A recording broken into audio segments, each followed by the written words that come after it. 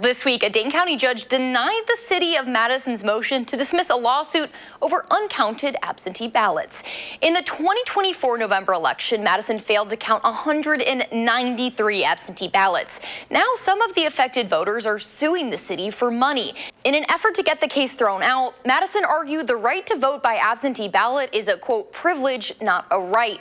In the decision, the Dane County judge wrote, quote, just because the absentee voting process is a privilege does not mean that those who legally utilize it do not exercise their constitutional right to vote. Of course they do. Now, last week I sat down with Madison Mayor Satya Rhodes-Conway to break down the city's argument. But this week I was joined by Scott Thompson, the staff counsel for Law Forward, the firm representing the voters in this lawsuit. Thank you so much for joining us today. Thanks for having me. So I want to get started by kind of breaking down this lawsuit, because during my interview with the mayor the other day, she said this lawsuit is about, and I'm quoting here, whether or not clerks in the state of Wisconsin, when they make a human error, should have to pay millions of dollars. Is that what this lawsuit is about? This case is about the right to vote and its value for Wisconsinites. As folks recall, the 2024 election, incredibly monumental moment in American history.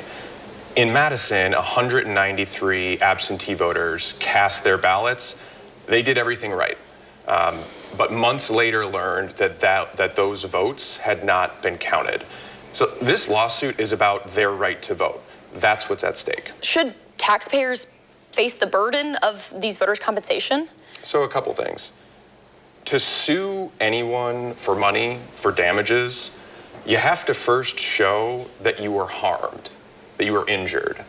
And the injury, the harm that we're talking about in this case is about one of the most fundamental rights as an American and as a Wisconsinite. That's the right to vote. So there's value there.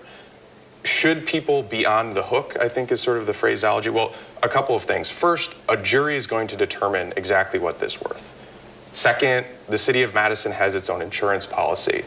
But I think the big picture thing that we want people to understand is that when they cast their absentee ballot, when they put it in the mail, when they put it in a drop box, when they return it to the clerk's office, it really matters. There are rights at stake, and when your rights are taken away, there's something you can do about it. And for 160 years in Wisconsin, the thing you can do about it is you can file a lawsuit. That's what we're doing in this case. Are you saying that it's more important to protect the right to absentee vote in this instance than it is to, maybe save some taxpayers' money? I think the most important right in our democracy is the right to vote. So when you think about sort of the hierarchy of democracy's needs, the biggest one is always going to be the right to vote. And so yes, the right to vote is on the line. It's at stake in this lawsuit, and that's why we brought it.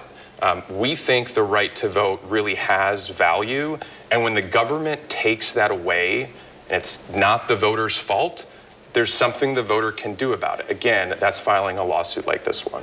Was there any other way to go about this lawsuit that wouldn't require monetary compensation? I suppose that's a good question. At the end of the day, in Wisconsin, people who are disenfranchised in this way, when they didn't do anything wrong, they're entitled to damages. That's what the law says. So that's why we're following this strategy, because it has existed, this type of claim, in Wisconsin for well over 100 years. So now I kind of want to move to the city's argument. Now, we saw some news come out this week. A judge denied the city's argument that the case should be thrown out because the city was citing a state law that says voting by absentee ballot is a privilege. Now, I want to take a listen to the mayor's argument in this. We'll play that for you. When I quote the state law, it doesn't mean I agree with it. So if the state law is suggesting that absentee ballots are not as protected as other ballots, then we should change the law. Is there a problem with the state law? So the most important right here is the right to vote. Under the state constitution, that's protected in multiple ways, and whether you vote absentee or whether you vote in person, the right to vote protects you the same way. Now, state law has some language that I don't like either, that says absentee voting is a privilege.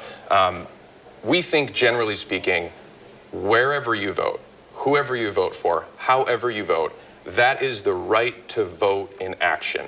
That's the most important thing, and that's under the Constitution. It's more foundational, more elemental than a state statute.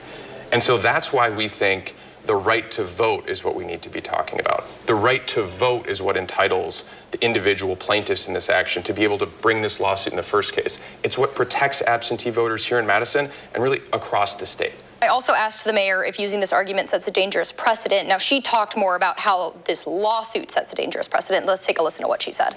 I think it is an incredibly dangerous precedent to say that clerks' offices can be sued and have to pay lots and lots of money that right now is going to provide basic services, money that could go to pay poll workers better, money that could go to secure our elections. Now, would your lawsuit open the door for clerks' offices to be sued more? The answer to that is absolutely no. And I would honestly just point everyone to the court's decision that came out earlier this week. The judge had specific comments about this argument and said, Wisconsin has already recognized this claim for nearly 160 years. None of the dire consequences predicted by defendants have come to pass. And moving forward, now that this case is moving forward, what are you expecting in the days and weeks and months to come? Well, it's always impossible to predict what happens next in a lawsuit. The city, the other defendants have an obligation to file what's called an answer, formal response to the complaint. There's a scheduling conference that's scheduled for the end of March, but I imagine this is going to go on for a while. In response to the judge's decision this week, a spokesperson with the city of Madison said, quote, "We've decided not to contest one part of the ruling, Judge Conway's decision that absentee ballots are fully protected under the state constitution. Madison has a long history of promoting and protecting absentee voting, and that policy has not changed."